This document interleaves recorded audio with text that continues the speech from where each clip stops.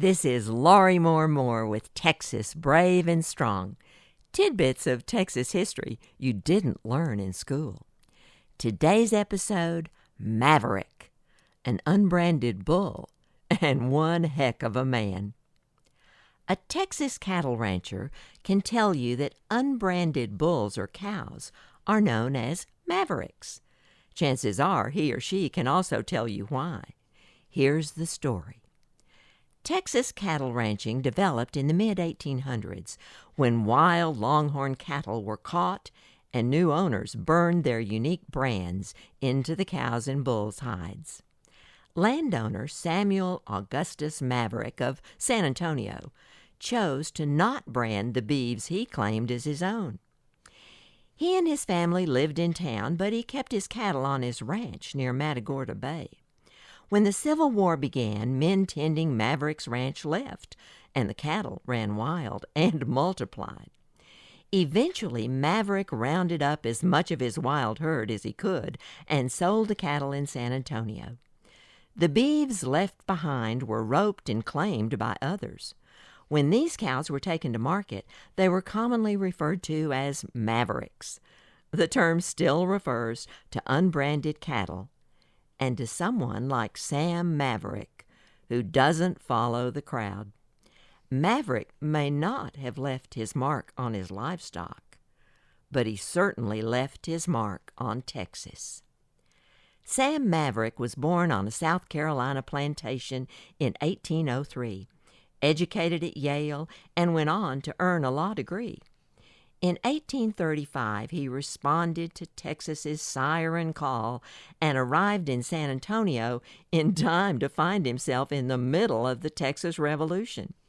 Shortly after Maverick's arrival, Mexican General Prefecto de Cos captured San Antonio and placed its Texian residents under house arrest.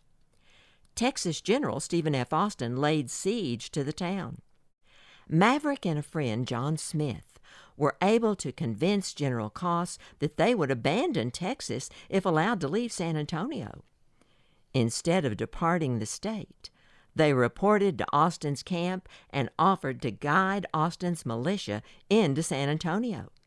Maverick led Colonel Ben Milam's column as the Texians attacked.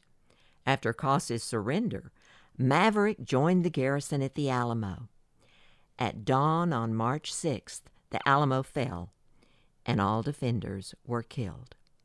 Fortunately for Maverick, just 4 days earlier, he had been sent by the garrison to Washington on the Brazos to vote for independence. His signature can be seen on the Texas Declaration of Independence. At this point, Maverick returned to South Carolina to marry Mary Ann Adams. The couple and their new son moved to Texas at the end of 1837 and settled in San Antonio, where Maverick became involved in local and state politics, including becoming San Antonio's mayor in 1839. During this time, Indian attacks were common.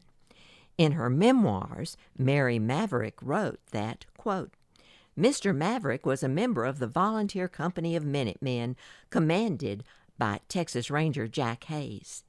Each volunteer kept a good horse saddle, bridle, and arms, and a supply of coffee, salt, sugar, and other provisions ready at any time to start, on 15 minutes warning, in pursuit of marauding Indians.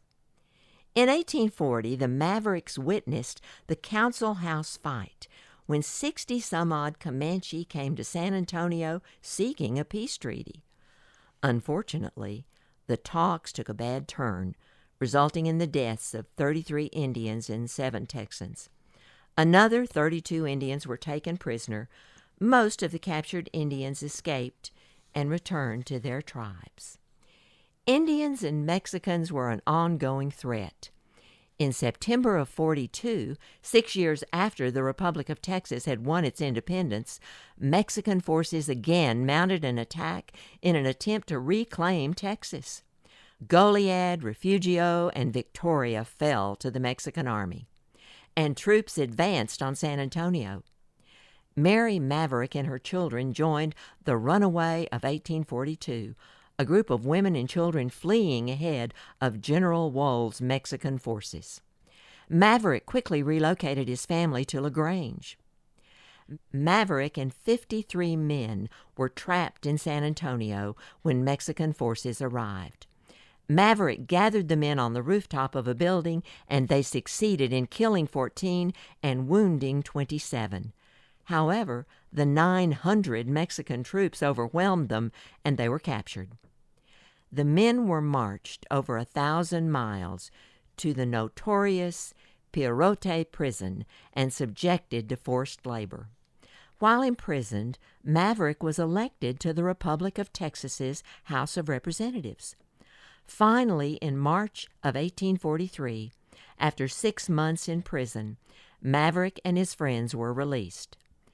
Maverick left with some of the chains which had bound him to serve as a reminder of the value of freedom. From 1844 to 1847, the Mavericks lived on a ranch in Matagorda County, and Maverick focused on growing his land holdings. In 1845, he was a member of the Texas Constitutional Convention.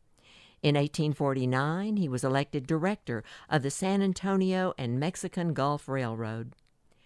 As the Civil War loomed, Maverick was initially opposed to secession. However, he changed his mind and supported Texas's decision to join the Confederacy in 1861, telling a crowd gathered in Alamo Plaza in front of the Menger Hotel that the time for resistance had come, since states' rights were no longer secure. "Texas must secede," he said. Maverick went on to serve as a delegate to the Texas Secession Convention and was one of 3 commissioners appointed to negotiate the surrender of the troops and property in the federal forts in Texas as the war began. During the war, he was again elected mayor. Samuel Maverick's amazing life ended in 1870 at the age of 67. Involved in so many of the state's major historical events, one can't but conclude that Samuel Augustus Maverick left an important mark on Texas, the state he loved. This has been Laurie Moore with Texas Brave and Strong, the best little podcast in Texas. Be sure to check out my historical novel, Gone to Dallas, the Storekeeper, 1856 to 1861. And watch for my new book coming in 2024, Queen of Cotton, Confederate Camel Caravan Across Texas.